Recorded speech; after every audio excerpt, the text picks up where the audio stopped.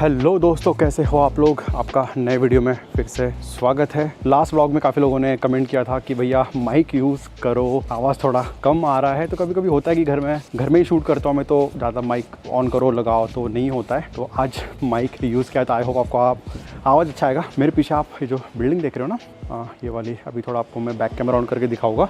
तो ये एक्चुअली सुबह से टूट रही है, तो मुझे पता नहीं चला। एक्चुअली मैं बालकनी में खड़ा था और बिल्कुल आवाज़ नहीं आ रहा था और मैं कॉफ़ी पी रहा था। एंड देन मैं यहाँ पे वो बुलडोज़र पीछे रखा हुआ है वो देखा और फिर पता चला कि ये घर अभी टूट रहा है। तो ये घर ना देखो आप, पूरा टूट रहा है। अभी यहाँ पे छोटा सा बुलडोज़र रखा हुआ है, पूरा लकड़े का घर है। और ये अभी पिछले आई थिंक 2 दिन से टूट रहा है, बट मुझे आज पता चला कि इसका पूरा अभी सफाई होने वाला है। बट एक बात अच्छी दोस्तों कि देखो, यहाँ पे घर टूट रहा है बट बिल्कुल भी आसपास रोड पे गंदा नहीं है, कुछ नहीं है। अंदर के अंदर तोड़ के उसको पूरा साफ़ कर रहे हैं और आजू बाजू में घर है लोगों के, बट किसी को भी कुछ भी डिस्टर्बेंस, आवाज़ वगैरह जो होता है, गंदगी होती है, वो बिल्कुल भी यहाँ पे होने नहीं रही। बट मुझे पता नहीं तोड़ क्यों रहे, क्योंकि एकदम नया घर था ये। और जापान में जो घर होते हैं वो लकड़े के होते हैं, तो उसका जो एज होता है, जैसे जैसे उसका साल बढ़ते जाते हैं, वो घर का जो एज होता है वो कम होते जाता है। तो I think, I don't know ये घर कितने साल पुराना होगा। यहाँ पे शायद कुछ और बिल्डिंग बनाना होगा, इसलिए शायद एक घर अभी शायद तोड़ रहे होंगे। और जापान में एक बात ये भी है कि जो घर होते हैं यहाँ के, ज़्यादातर अगर आप टोक्यो एरिया में लोगे, अपार्टमेंट लोगे, जहाँ पे 2 टाइप के होते हैं, डिटैच हाउस और अपार्टमेंट होते हैं। तो अपार्टमेंट के रेट तो यहाँ पे काफ़ी बढ़ते जा रहे हैं, यानी बढ़ेंगे आगे भी। बट अगर आप हाउस ले रहे हो तो जो लैंड होती है उसका तो प्राइस में भी बढ़ सकता है, बट जो घर होता है वो होता है लकड़े का, और उसका प्राइस दिन ब दिन गिरते जाता है, उसका वैल्यू डिग्रेड होता है। इंडिया में जैसे हमारे घर का रेट बढ़ता है, लाइक अगर आप कहीं पे घर ले लो तो उसका रेट हर 1-2 साल, 4 साल, 5 साल, 10 साल के बाद में बढ़ता है। 15 साल के बाद में तो शायद में भी डबल भी हो सकता है, we don't know. But real estate का जो मार्केट है जापान में, वो भी डिटैच हाउस का, और वो भी लकड़े के घर का बिल्कुल भी यहाँ पे नहीं है। तो जिन लोगों ने यहाँ पे घर लेके रखा है, डिटैच हाउस लेके रखा है, ऑफ कोर्स रहने के लिए, लॉन्ग टर्म के लिए आप वहाँ पे रह सकते हो। बट अगर वो जब बेचने के लिए जाएगा ना, तो जितना उसका रेट था, जितने भी उसको लिया था, उससे वो कम में ही बिकेगा।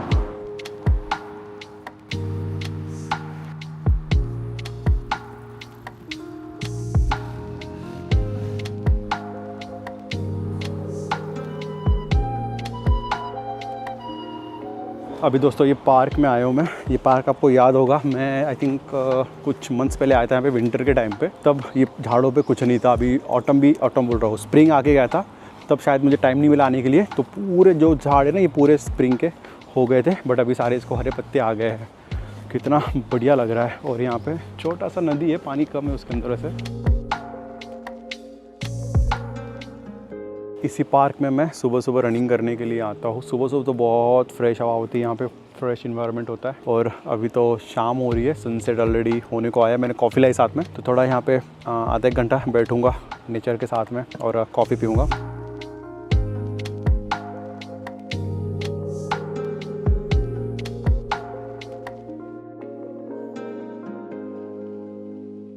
तो अभी दोस्तों थोड़ा सीरियस टॉपिक पे बात करते हैं। मैंने ऑलमोस्ट अभी मोर देन 1000 लोगों के साथ में 1-on-1 लिया है। और एक चीज़ मैंने ये भी जानी है कि इतने सारे क्वेश्चंस है आपके यहाँ पर जॉब से रिलेटेड, स्टडी से रिलेटेड, क्योंकि ऐसा कोई रिसोर्स है नहीं जहाँ पर आपको कंप्लीट इन्फॉर्मेशन मिले, कंप्लीट गाइडेंस मिले, या फिर जो एकदम प्रॉपर नॉलेज होता है ना, सही वाला नॉलेज जो होता है, वो आपको कहीं मिल नहीं रहा है। और ये मैंने अभी गैप थोड़ा फाइंड किया है आप लोगों से बात करके। और ये वीडियो आपके लिए बहुत ज़्यादा इंपॉर्टेंट होने वाला है अगर आप जापान के लिए प्रिपेयर कर रहे हो। तो भले आप आईटी में रहो, नॉन आईटी में रहो, आपका बैकग्राउंड आर्ट रहो, कॉमर्स रहो, साइंस रहो, या आप जस्ट जापानीज़ पढ़ के जापान में आ रहे हो, कोई भी आपका फील्ड रहने दो, ये वीडियो देखने के बाद में आपका थोड़ा माइंड क्लियर हो जाएगा और आपके पर्सपेक्टिव थोड़े बदल जाएंगे। और आपको बहुत सी चीज़ें इसके बाद में पता चल जाएगी जो कि आपको हेल्प करेंगी जापान में आने के बाद में, या फिर आने से पहले क्या क्या आपको प्रिपेयर करना है। और यहाँ पे आने के बाद में जो आपके होता है ना, रियलिटी वर्सेस एक्सपेक्टेशन, वो सारा इस वीडियो में आपका, मैं बोलूँगा कि मोर देन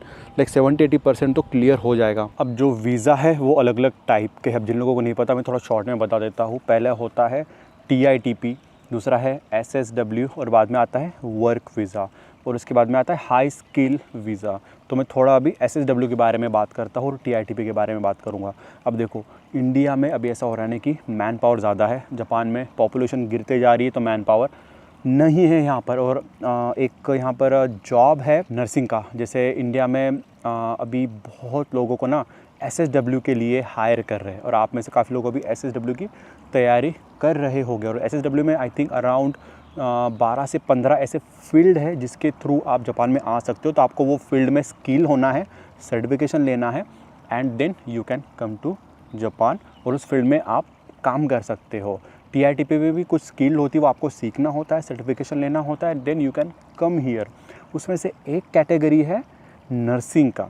अब देखो इंडिया में आप में से काफ़ी लोग अभी नर्सिंग की तैयारी कर रहे हो। नर्स का एजुकेशन होता है आई थिंक 3 या 2 या 3 साल का कुछ डिग्री या कोर्स ऐसे होता है जो कि आप पढ़ाई करते हो। और इंडिया में जो हॉस्पिटल होते हैं वहाँ पर आपको पता है नर्स क्या काम करती है, ठीक है। जापान में भी क्या हो रहा है पता है आपको, नर्स के बेसिस पे यहाँ पर हायर कर रहे हैं। SSW में बोल रहे कि भाई नर्सिंग का जॉब है, और फिर वैसे वहाँ से वो हायर कर रहे हैं। और यहाँ पर आने के बाद में काम क्या है पता है आपको, काम है केयर गिविंग का। काइगो बोलते हैं उसको। केयर गिविंग का जॉब है, जिसमें आपको जो बूढ़े बुजुर्ग लोग होते हैं उनका केयर करना है, उनके डायपर चेंज करना है, उनको नहलाना है, इस टाइप के जॉब होते हैं, ठीक है। ये यहाँ पे कॉमन है, लाइक केयर गिविंग का जॉब यहाँ पे कॉमन है। जापानीज़ लोग भी यहाँ पर जो होते हैं वो करते हैं काम इसको, और ऐसे उसमें कुछ बैड नहीं है, like it's a good job. अच्छा खासा पैसा भी उसमें मिलता है अगर आप बहुत एक्सपीरियंस हो उसके अंदर और स्किल्ड हो। बट हो ऐसा रहा है ना, इंडिया में जो एजेंट है जो SSW का सर्टिफिकेट यानी ट्रेनिंग की तैयारी करवा रहे हैं वो ट्रांसपेरेंट नहीं है। वो जो SSW की तैयारी कर रहे हैं केयर गिविंग के लिए, नर्सिंग के लिए, उनको क्या बोलते हैं, जॉब नर्सिंग का है। एक्चुअल में जॉब क्या है वो उनको नहीं बताते, और उनसे ट्रेनिंग वगैरह करवा लेते, पैसे भी ले लेते। और जब वो यहाँ पर एक्चुअल में आते हैं और उनको पता चलता है काम ये है, नर्सिंग वाला काम नहीं है, जो सीखा वो नहीं है, यहाँ पर केयर गिविंग का काम है, तो वहाँ पर दिक्कत आती है। तो आप में से अगर काफ़ी लोग अगर SSW की तैयारी कर रहे हो और नर्सिंग में कर रहे हो, तो मैं आपको क्लियरली बताता हूँ, अगर जो भी एजेंट आपसे पैसा ले रहा है नर्सिंग के बोल के, तो उनसे आप पूछ लो कि जॉब क्या होने वाला है, काम क्या होने वाला है। क्योंकि आपका एक्सपेक्टेशन रहेगा कि भाई आप यहाँ पर आके हॉस्पिटल में नर्स बनोगे, तो नहीं, ऐसा बिल्कुल भी नहीं होने वाला है। यहाँ पर आप आके करने वाले हो केयर गिविंग का काम। तो जो भी एजेंट के थ्रू आप SSW का ट्रेनिंग करवा रहे हो, उनसे आप साफ साफ क्लियर कर देना कि एग्जैक्टली काम क्या होने वाला है, और उसके बाद ही आप उनको पैसे देना और वहाँ से वो ट्रेनिंग लेना। दूसरा सबसे बड़ा दिक्कत ये होता है ना, मैं इसको बोलूँगा कि ये सबसे बड़ा लाइक एक्सपेक्टेशन रियलिटी का यहाँ पे दिक्कत हो जाता है। आप में से काफ़ी लोगों को ये लगता है कि भाई जापान का सैलरी बहुत है, बहुत पैसा यहाँ पे मिलता है। ऑफ कोर्स पैसा है, बट यहाँ का जो परचेस पैरिटी है वो भी ज़्यादा है। यहाँ पे बहुत अभी एक्सपेंसिव चीज़ें हो रही है। और जो आप फॉर एग्जाम्पल आप किसी एजेंट के थ्रू भी जापान में आने का भी सोच रहे हो, वो आपको बोलेंगे भाई बहुत सैलरी है यहाँ पे, कोई दिक्कत नहीं है। या फिर जो लोग यहाँ पे वीडियो भी बनाते हैं और बताते हैं, उनका लाइफस्टाइल दिखाते हैं, लाइक एक्चुअल सैलरी तो कोई बताता नहीं है अपना, बट वो लाइफस्टाइल जैसे बताते हैं, और फिर वो देख के आपको लगता है कि भाई सैलरी बहुत होगा जापान में, ठीक है। ऐसा कुछ नहीं है। यहाँ पे टैक्सेस बहुत ज़्यादा देने पड़ते हैं।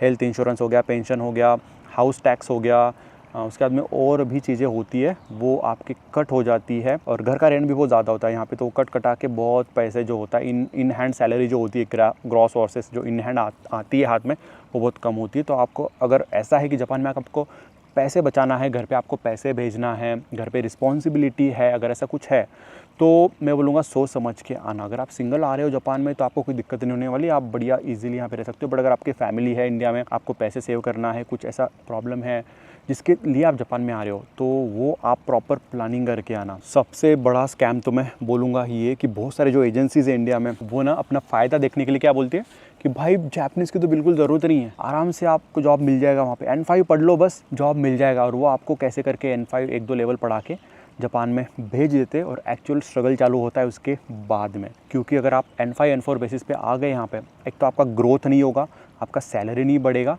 और अभी ऐसा हो गया कि जो रूल नया आया है कि ज़्यादातर कंपनीज़ में, नॉन जापानीज़ कंपनीज़ में, आपको भले IT रहो नॉन IT रहो, आपको N2 अभी रहने वाला है। तो अगर कोई एजेंसी आपको बोल रही है कि भाई कोई बात नहीं, मैं N5 N4 लेवल पे भी कोई दिक्कत नहीं है, जॉब मिल जाएगा, पढ़ने के लिए चले जाओ वहाँ पे 1-2 लेवल करके, ऐसा मत करना। आपको जापानीज़ सीखना पड़ेगा, भले आपको काम के लिए भी सीखना पड़ेगा, और बाद में आपको सर्वाइव करने के लिए भी, बाहर सोसाइटी में रहने के लिए, दोस्त बनाने के लिए जापानीज़ अगर नहीं आती है तो आपका लाइफ यहाँ पे लॉन्ग टर्म के लिए तो मैं तो बोलूँगा आप सर्वाइव नहीं कर पाओगे। तो आने से पहले मैं बोलूँगा मिनिमम आप एंट्री तो करके आना, तब जाके आपका जो ग्रोथ है यहाँ पे वो धीरे धीरे बढ़ते जाएगा। अभी सबसे इम्पोर्टेंट बात बताने वाला हूँ मैं स्टूडेंट वीज़ा के बारे में। काफ़ी स्टूडेंट से मैंने अभी बात की है, उनका अभी ऐसा हो गया ना कि एनी हाउ उनको जापान में आना है, भले वो 12th के बाद रहो, या फिर उन्होंने BCom BCA BBA किया हुआ है, या फिर इंजीनियरिंग किया हुआ है और उनको भी जापान में आना है, तो उनको एक ऑप्शन ऐसा सबको मैंने सुना है सबके पास से कि लैंग्वेज स्कूल से आना है, कि लैंग्वेज स्कूल से आ जाओ और फिर जॉब के लिए अप्लाई करो, फिर वो 12th के बाद रहो या फिर डायरेक्टली इंजीनियर भी क्यों ना हो, वो ऐसा अभी सोच रहे कि भाई हम बस जापानीज़ सीखने आ जाए। उसमें से काफ़ी लोगों का तो level like just N5 N4 था और उसके बाद में वो प्लान कर रहे थे कि भाई N4 या फिर N3 करने के लिए हम जापान में लैंग्वेज स्कूल से आएंगे एंड देन उसके बाद में हम जॉब के लिए अप्लाई करेंगे। देखो ये पाथ मैं बोलूँगा कुछ स्टूडेंट्स पे लाइक रियलिस्टिक होता है, लाइक अप्लीकेबल होता है, बट काफ़ी स्टूडेंट्स पे ये अप्लीकेबल नहीं होगा, रियलिस्टिक नहीं होगा। फॉर एग्ज़ाम्पल अगर कोई स्टूडेंट है, फॉर एग्ज़ाम्पल कोई इंजीनियर स्टूडेंट है और जिसको लाइक अच्छा खासा स्किल है और जिसका लाइक N4 N3 ऑलरेडी है और इंडिया से जॉब अप्लाई कर रहा है बट मिल नहीं रहा है, तो वो उस केस में क्या हो सकता है कि भाई जापान में आ जाओ 6 महीने 1 साल का स्टूडेंट वीज़ा लेके N2 या N1 की पढ़ाई करने के लिए एंड देन जॉब के लिए अप्लाई करो, तो चांसेस आपके ज़्यादा बढ़ जाएंगे। बट वही अगर आप 12th आपका हो गया है और आपका जस्ट N5 है और आप सोच रहे हो कि चलो मैं N4 N3 करने के लिए जापान में आऊँगा, आपके पास में कोई स्किल नहीं है और आपका N3 हो भी गया यहाँ पे आने का, तो जॉब कैसे मिलेगा आपको? आप करोगे छोटा मोटा जॉब, पार्ट टाइम जॉब वगैरह मिल गया, बट दिक्कत यहाँ आती है कि आपका जो पार्ट टाइम जॉब होता है ना, उससे आपका बस रेंट और आपका खाने पीने का खर्चा निकलेगा, उससे ज़्यादा आप कुछ सेव वगैरह नहीं कर सकते। और काफ़ी स्टूडेंट्स ये सोचते हैं कि जापान में आके पढ़ाई करेंगे, पार्ट टाइम जॉब करेंगे और जो स्कूल का फ़ीस है वो पार्ट टाइम जॉब से वो निकाल सकते हैं, तो नहीं। पार्ट टाइम जॉब का जो रूल होता है वो 28 आवर्स होता है वीकली, वो उसमें बस आपका रेंट और खाने पीने का खर्चा जाएगा और आपकी जो कॉलेज की अटेंडेंस होती है वो भी काफ़ी स्ट्रिक्ट होती है।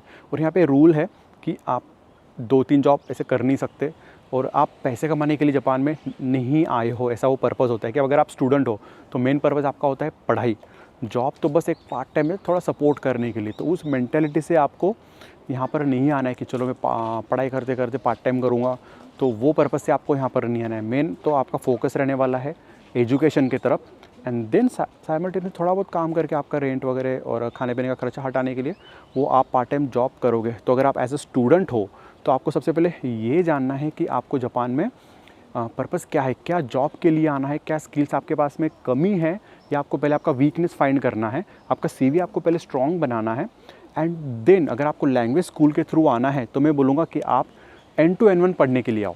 N5 N4 तो आप घर से भी कर सकते हो। जापान में लैंग्वेज पढ़ना बहुत महंगा है, लाखों में पैसे लगते हैं। इंडिया में आप वो 15-20 हज़ार में एक लेवल कर लोगे, तो मैं बोलूँगा आप 1-2 लेवल इंडिया से कर लो, N3 के बाद में यहाँ पर आओ और तब तक जापानीज़ पढ़ते पढ़ते आप थोड़ा स्किल अप कर लो अपना और CV स्ट्रॉन्ग कर लो और फिर यहाँ स्टूडेंट वीज़ा होने के बाद फिर जॉब के लिए अप्लाई करो, तो आपके चांसेस ज़्यादा बढ़ जाएंगे। अभी मैं बात करने वाला हूँ वर्क वीज़ा के बारे में। तो वर्क आपका कुछ भी हो सकता है, अगर आप इंजीनियर वीज़ा हो या फिर मैकेनिकल इंजीनियर हो, इलेक्ट्रिकल इंजीनियर हो, जो भी आपका फैक्ट्री में काम हो, कोई भी, अगर आपके पास में वर्क एंड इंजीनियर वीज़ा है, उनके लिए ये बहुत इंपॉर्टेंट है कि आपको, अगर आप किसी एजेंसी के थ्रू आ रहे हो या फिर आपने किसी कंपनी को अप्लाई किया हो और उन्होंने आपको जॉब लेटर दिया हो, तो सबसे पहले आपको क्या चेक करना है, आपका ऑफ़र लेटर। उसके अंदर आपको जाके चेक करना है कि आपका जो जॉब है वो परमानेंट है या कॉन्ट्रैक्ट बेसिस पे है या फिर क्या स्पेसिफाई किया है, वो आपको चेक करना है। क्योंकि जापान में मोस्टली जो जॉब होते हैं ना, वो 2 टाइप के होते हैं। एक परमानेंट जॉब होता है जिसमें कंपनी में आप परमानेंटली जॉब करते हो, आपको कभी निकालेंगे नहीं, कोई दिक्कत नहीं आने वाली। एक होता है कॉन्ट्रैक्ट बेसिस पे, रोलिंग सिस्टम होता है, जब आपको 3 महीने या 6 महीने के बाद में वो आपका कॉन्ट्रैक्ट रिन्यू होता है। अब उसमें दिक्कत क्या आ जाएगी कि अगर 6 महीने के बाद में प्रोजेक्ट बंद हो गया, कुछ दिक्कत हो गया, तो आपको वो निकाल देंगे और इसमें ना सैलरी भी थोड़ी कम होगी और इसमें थोड़ा रिस्क होता है। तो आप ये आपका जॉब लेटर जो आपको मिलेगा वो आप सबसे पहले चेक करना। और अगर आपकी एजेंसी आपको ये बोल रही है कि भाई हो जाएगा, परमानेंट हो जाएगा, कोई दिक्कत नहीं है, अरे आपका स्किल अच्छा है, वहाँ जाके जापानीज़ सीखो एंड ऑल, ऐसा अगर आपको बोल रहे हैं तो बिल्कुल उन पर ट्रस्ट मत करना। क्योंकि अभी जापान में ना मोस्टली फोकस कर रहे हैं स्किल्स के ऊपर, जापानीज़ लेवल के ऊपर, ऑफ कोर्स। बट आप अगर यहाँ आने के बाद में सोच रहे हो वो करने का, तो उतना टाइम आपको मिलने वाला है नहीं, क्योंकि यहाँ पे काम ही आपका स्टार्टिंग में इतना करना पड़ेगा, तो आपको स्किल अप करने के लिए उतना टाइम नहीं मिलने वाला। तो आप पहले ही अपना स्किल अप कर लो।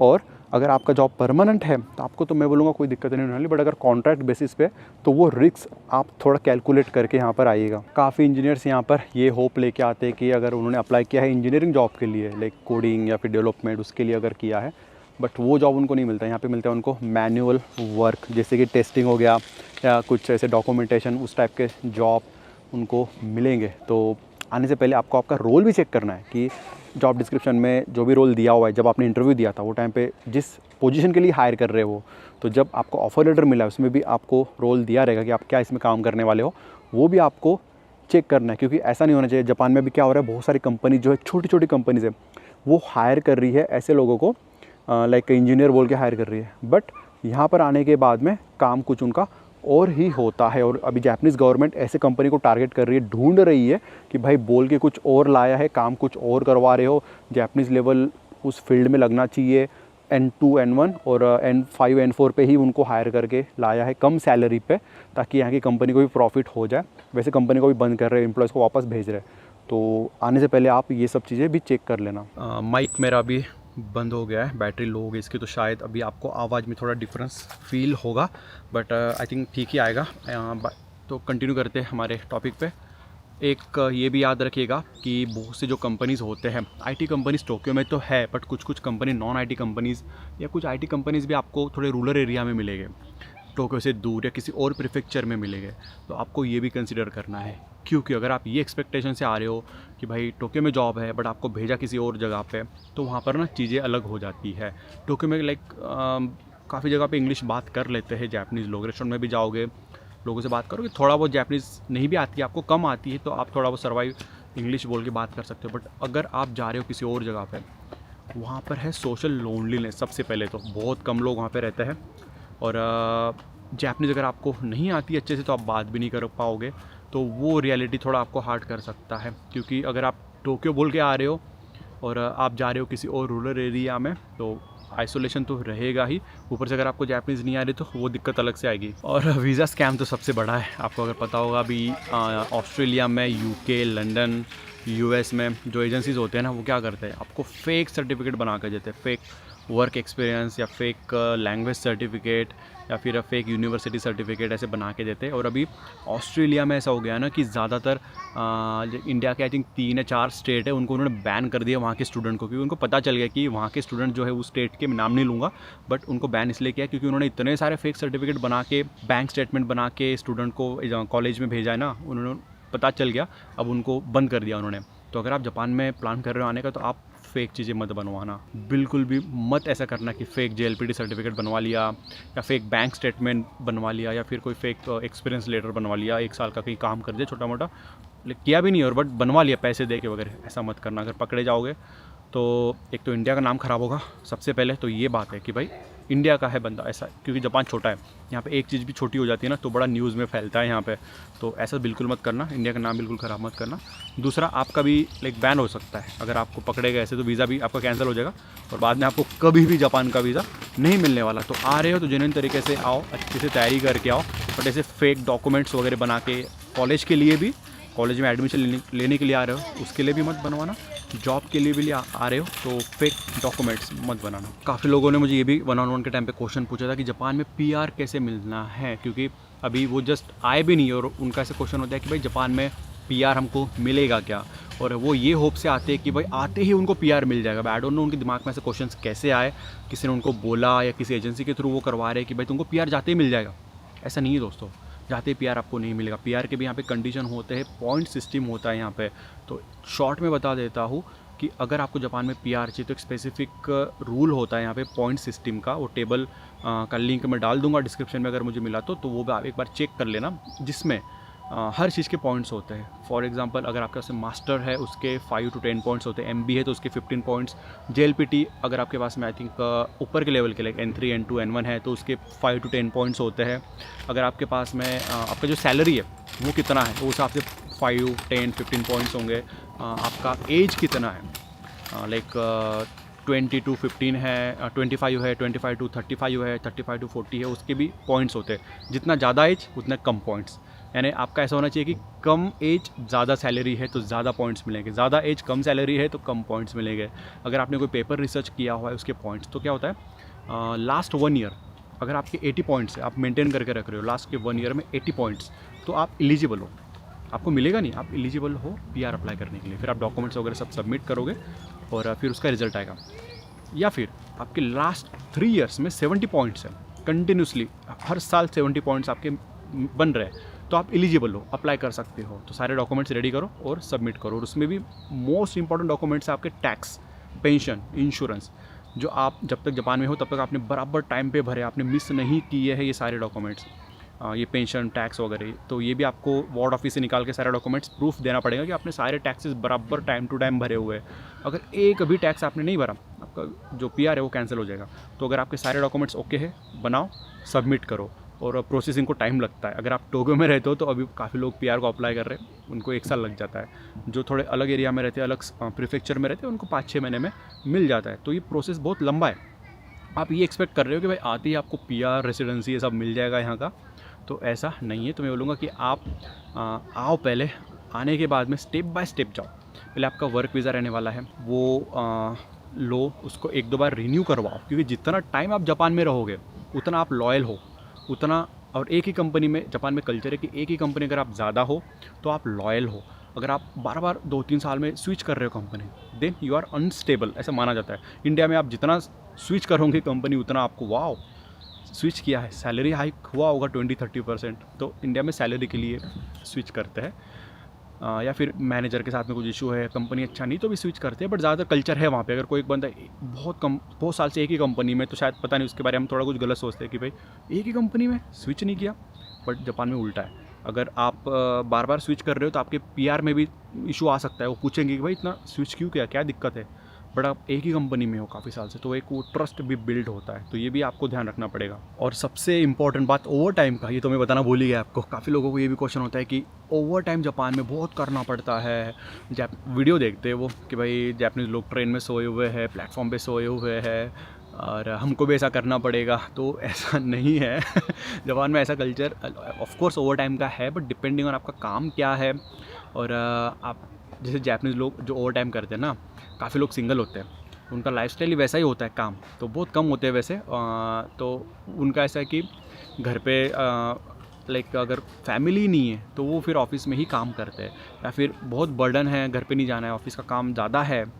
फॉर एग्ज़ाम्पल मैनेजर है, ज़्यादातर लोग यहाँ पे जो मैनेजर होते हैं, डायरेक्टर होते हैं, उनको बहुत 3-4 टीम संभालना होता है, बहुत प्रेशर होता है, वैसे वो काम करते हैं। बट उनका तो मैं ज़्यादा बताऊँगा नहीं आपको। बट मैं as a Indian and as a foreigner, अगर आप जापान में आ रहे हो, you don't need to follow them. भले ही वो काम कर रहे हो extra, you don't need to follow them. ज़रूरी नहीं है, आपको कोई फोर्स नहीं करेगा कि आपको ओवर टाइम करना ही है। अगर आप बैठे हो ऑफिस में, आपका काम अगर ख़त्म हो गया 6:30 बजे, निकल जाओ। बट आपको अगर ऐसा लग रहा है कि भाई नेक्स्ट मंथ या नेक्स्ट वीक आपका कोई डेडलाइन है, आपको प्रोजेक्ट वगैरह सबमिट करना है और आपको करना ही पड़ेगा ओवर टाइम, तो करो। बट एक बात ये भी ध्यान रखना कि बहुत से कंपनी ओवर टाइम पे करती है। अगर आप 10 मिनट भी ऑफिस में बैठे हो, पे करेंगी आपको। बहुत सी कंपनी आपको नहीं करेंगी ओवर टाइम, भले ही आप बैठो लाइक 1-2 घंटा, 4 घंटा, पे नहीं करेंगी। कुछ कंपनी ऐसी भी है जो ऑलरेडी आपको आपकी सैलरी में ही ओवर टाइम का पैसा दे देंगे, यानी पहले से ही आपको पैसा ओवर टाइम का पे कर देंगी। तो आप कितना भी बैठो, वो आपके ऊपर है। तो पहले आप ये चेक करना, जब भी आपको ऑफर लेटर मिलेगा तो उसमें भी होगा ओवर टाइम का कितना पैसा आपको मिलने वाला है, या मिलने भी वाला है, नहीं मिलने वाला है, फिर ऑलरेडी आपके सैलरी में इंक्लूडेड है, ये भी टर्म आपको पहले ही चेक करना है। तो फाइनली मैं आपको एक ही चीज़ बोलूँगा कि अभी इंडिया में धीरे धीरे ऐसे एजेंसीज खुल रहे हैं जो कि आपको स्कैम करने का कोशिश करेंगी कि भाई आओ जापान में, कम लेवल पे ही आपको जॉब मिल जाएगा, बहुत सैलरी है, परमानेंट जॉब है, अच्छा जॉब है, ये है वो है। TITP, SSW और इंजीनियर वीज़ा के लिए आपको वो ऑफ कोर्स उनको तो पैसे मिलने वाले, बट आपका लाइफ यहाँ पे क्या होगा, दे डोंट केयर। तो अगर आप किसी एजेंसी के थ्रू जा रहे हो तो मैं नहीं चाहता कि आप इस स्कैम में फंसो, या फिर आने के बाद आपको रियलिटी पता चले कि यार था कुछ और, सोचा कुछ और था हो कुछ और रहा है। ऐसा आप बिल्कुल मत करिएगा। आई नो आपके और भी काफ़ी ज़्यादा क्वेश्चंस होंगे और मुझे और आपको बहुत सी चीज़ें बतानी है, बट ये वीडियो बहुत ज़्यादा लंबा हो जाएगा। तो अगर आपको और भी कुछ डाउट है, कुछ भी रहने दो, आप मुझे कमेंट में पूछ सकते हो। I will try to answer you. आप मुझे इंस्टाग्राम पे फॉलो कर सकते हो, वहाँ पर भी मैं काफ़ी लाइक शॉर्ट वीडियो बनाता हूँ आपको जितने भी इन्फॉर्मेशन देने के लिए। और एक चैनल मैंने और बना के रखा है आकेबोनो अकेडमी का, वहाँ पर भी मैं काफ़ी इन्फॉर्मेटिव वीडियो डालते रहता हूँ, तो ज़रूर उसको आप चेकआउट करिएगा। तो चलो मिलता हूँ मैं आपको अगले वीडियो में। Till then bye bye, take care.